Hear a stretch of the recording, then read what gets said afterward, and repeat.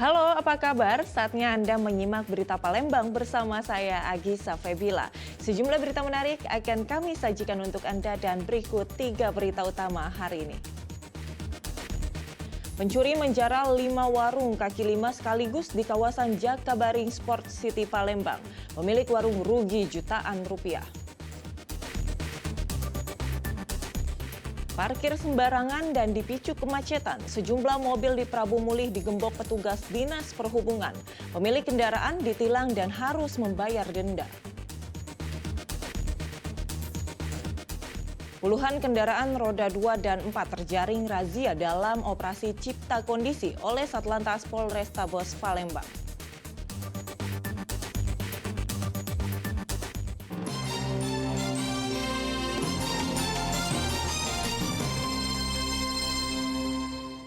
Sejumlah warung kaki lima di kawasan Jakabaring Sport City Palembang dibobol pencuri pada Senin pagi. Diduga pelaku berjumlah lebih dari 1 orang.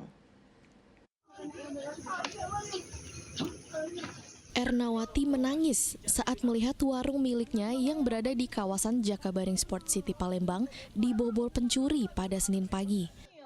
Para pelaku menguras hampir semua barang yang ada di dalam warung.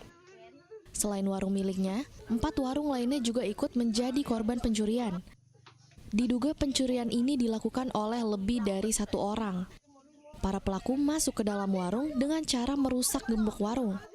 Pencurian ini baru diketahui pemilik warung saat hendak membuka warung usai menunaikan sholat Id. Nyampe kan nengok ini engsel itu terbuka, itulah sudah itu masuk ke dalam, nengok isi air dalam rokok sama aki sudah habis. Iya, nah itu. Yang dirusak apa itu? Engsel pintu ya. Iya, engsel pintu. Itu digembok ya? Digembok. Gemboknya mas. Masih gemboknya masih leket. Posisi gembok itu. Nengok sudah terbuyar apa isi warung ini? Isi warung ya pop ini buyar ke bawah.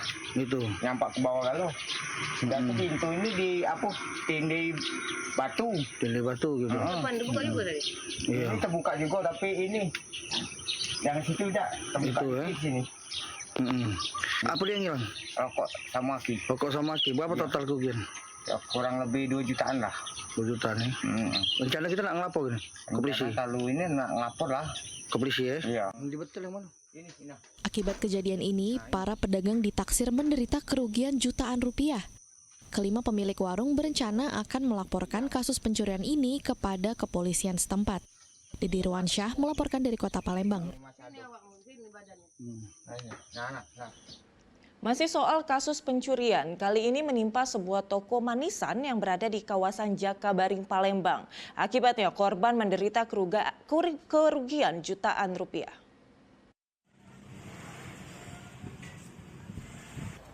Didampingi sang istri, Ran pribadi mendatangi kantor sentra pelayanan kepolisian terpadu SPKT Polrestabes Palembang.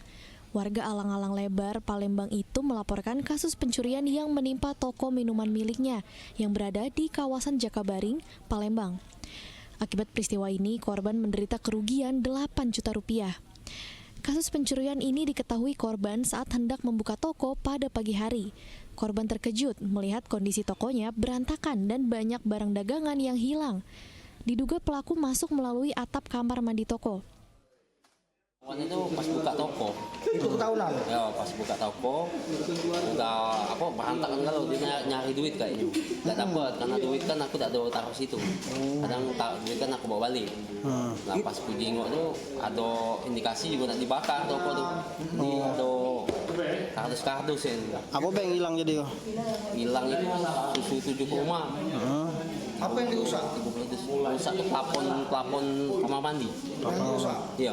Jadi barang apa yang hilang?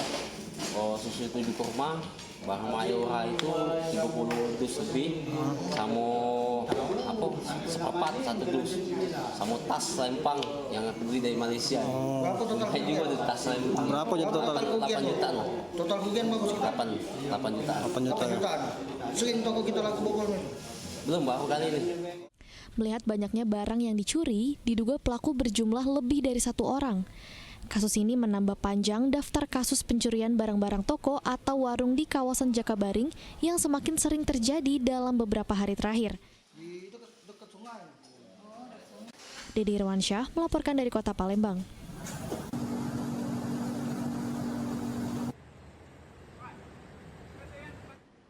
Seorang wanita di Palembang nyaris menjadi bulan-bulanan warga lantaran kepergok mencuri pakaian. Modusnya dengan meminta bantuan di rumah warga. Saat korban lengah, pelaku mengambil pakaian yang sedang dijemur.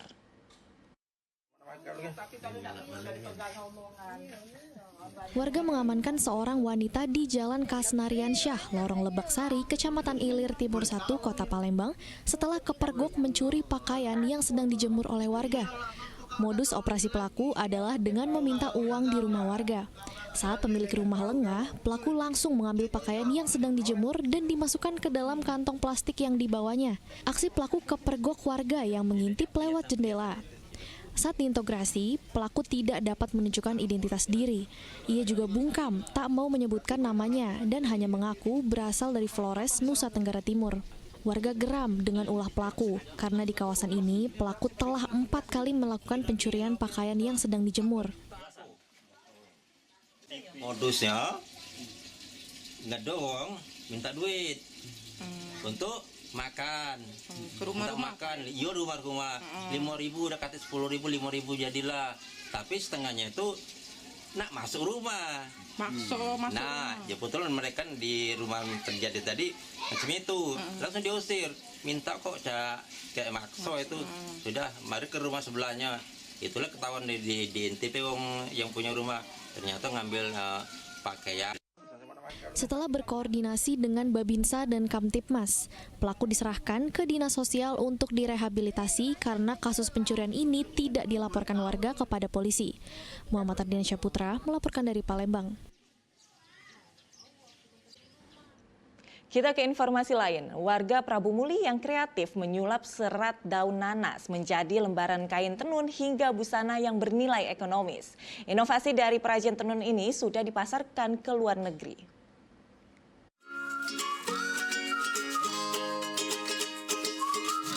Duh, kok bajunya bagus-bagus sekali ya? Lihat aja tuh warnanya, sangat beragam. Tapi tahu nggak sih, kalau baju ini tuh terbuat dari serat daun nanas yang diklaim kuat dan awet. Inovasi dari kain serat nanas dibuat oleh para ibu yang tergabung dalam sentra tenun serat daun nanas asal Kelurahan Gunung Ibul, Prabu Muli. Pembuatan serat nanas menjadi kain ini bermula karena melimpahnya bahan baku nanas di kota Prabu Muli. Melihat animo masyarakat yang begitu tinggi terhadap produk UMKM setempat, para perajin di Prabu Muli pun mulai mengembangkan produknya. Tak hanya terpaku pada produksi baju, serat daun nanas juga bisa diaplikasikan ke berbagai produk siap pakai serta tas, tanjak, dan lembar kain tenun. Kain dari serat nanas sangat kuat. Tadi awalnya kata orang bilang, serat nanas itu kan panas pakainya. Tapi karena dengan cara kita mengolahnya tahu, jadi kita rendam dulu, nyaman. Nggak ada yang bilang itu panas, no. Kalau udah jadi kain, seringkali ada tamu buat sendiri mata, berarti dia khusus berbentuk kain. Tapi kebanyakan yang PO pesennya minta langsung bahan jadi pakaian, ya kita proses dulu jadi bahan pakaian jadi. Hampir setiap hari, sebagian perempuan di Gunung Ibul menenun kain dan memproduksi barang-barang siap pakai berbahan serat daun nanas.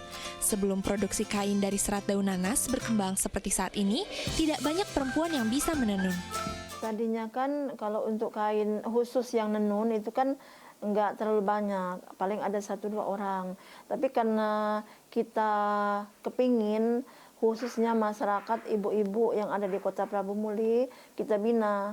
Jadi sudah lumayan banyak. Untuk pegawai saya sendiri sekarang ada di 10 orang.